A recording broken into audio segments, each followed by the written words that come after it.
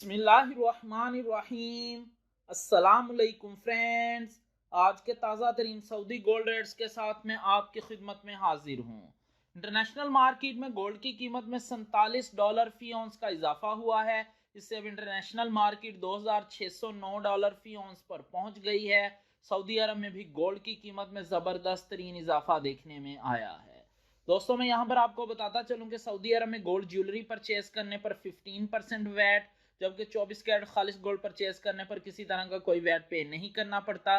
और ये जो मैं रेट आपको बताने लगा हूँ, इनमें वैट शामिल नहीं है। VAT is not included in these rates.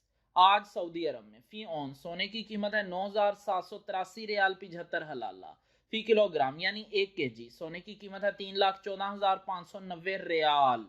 18 carat gold की फी ग्राम कीमत है 235 रियाल 94 हलाला।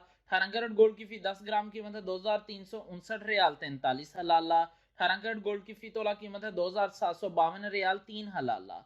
21 कैरेट गोल्ड की फी ग्राम कीमत है 273 रियाल 69 हलाला। 21 कैरेट गोल्ड की फी 10 ग्राम कीमत है 2,736 रियाल 93 हलाला।